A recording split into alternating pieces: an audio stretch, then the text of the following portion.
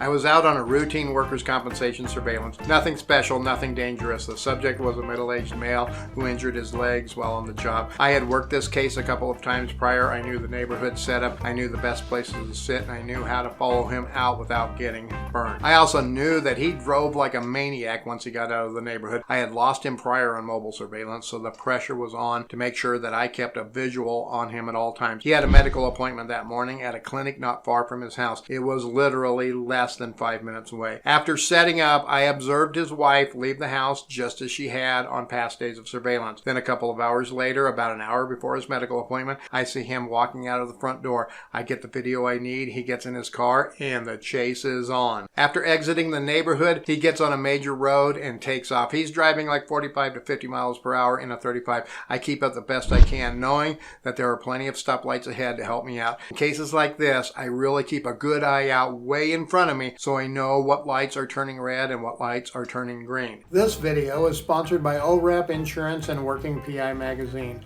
OREP is a leading provider of private investigator liability insurance. Visit orep.org for a quote today. He goes a couple miles up the road and then pulls into a shopping center. Woo, I made it this far. He hops out of his car and heads into a grocery store. I grab my trusty covert camera and I head in on foot surveillance. I got tons of video of the subject inside the store, walking back to his car, putting his groceries in the car, and then entering his vehicle. I had stood in the parking lot with my covert camera to get all of this footage, as there was no place for me to park earlier where I could see his car from my car. And man, was the video good. He was walking fine, bending over fine, put a lot of groceries into his car with no problems, and entered his vehicle showing no signs of difficulty. He jumps into his car, then I have to make a mad dash for mine. I jump in and I throw it into reverse and then I take off. He has a good head start on me. I see him approaching the red light at the shopping center exit, and then suddenly it turns green and away he goes. I'm still about 1,000 feet away and I have 3 cars in front of me. Everyone makes it through the light except the car in front of me and, of course, me. I sit there for what seemed like an eternity and watch my subject speed away. After the light turns green, I take off like an IndyCar racer.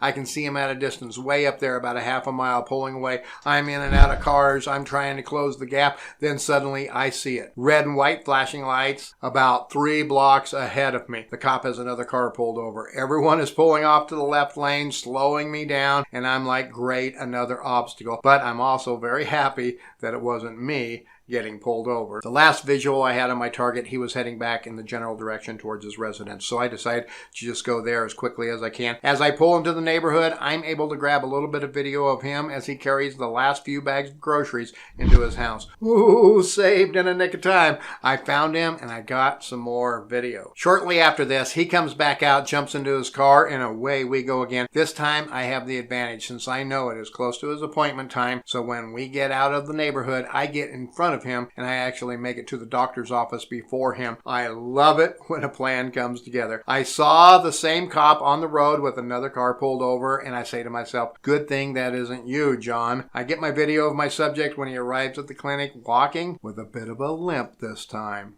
Go figure. His medical lasts about an hour. Then he comes out, limps his way to his car, gets in, and then drives off, and away we go. He gets back on that same major road and heads back towards that same shopping center where he was at the grocery store. Again, driving at a high rate of speed, well over the speed limit. The lights were in my favor, so I was able to successfully follow him to a pharmacy this time. He walked into the pharmacy with no limp. Go figure. Then he returns about 10 minutes later and off we go again. He's heading back towards his house. Okay, he's about 3 cars in front of me and pulling away. I'm trying to keep up, but man, is it ever hard. There's a lot of traffic and there's a lot of traffic lights. I know he has no groceries this time, so if he goes home, I need to be right on him if I'm going to get video at the residence. Then suddenly, boom, the next light turns red. The car in front of me hits his brakes, my target floors it and makes it through the light, and there I sit. After the light turned green, I floor it. I start weaving in and I start weaving out of traffic. I see my subject up ahead about 3 blocks at a light. I know I have to make it if I'm going to get my video. I keep accelerating as I approach the light. I give a little more gas. I see I'm closing the gap. Now my subject is less than a block ahead of me. After getting through the light, I'm like, woo, I made it. Then the flashing lights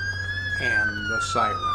Whoops, I forgot something. That traffic cop sitting there on his motorcycle. Now surely he will give me a break, right? I pull over, grab my camera, get a little bit of video of my subject's car pulling away, then roll down my window, get my stuff ready. As the officer approaches, I show him my PI license and inform him that I know I was speeding, but I'm on mobile surveillance following my subject as I point ahead. And then he looks me square in the eyes and he says, "Oh yeah? Looks like he's getting away." And he wasn't the one going 45 and a 30. "May I see your driver's license, registration, and proof of insurance, sir?" As my heart sinks, I grab my documents and hand them over to the officer. But wait, the craziest part is still yet to come. I then notice I can see over into the subject's neighborhood over there from the road that I'm on. I grab my camera, step out of the car, maybe not the smartest thing to do. Then I said, "Officer, can I ask a quick favor?" He stops, spins around and says, what? I said, "My subject lives right over there. Can I go stand on the sidewalk and try to get some video?" He says,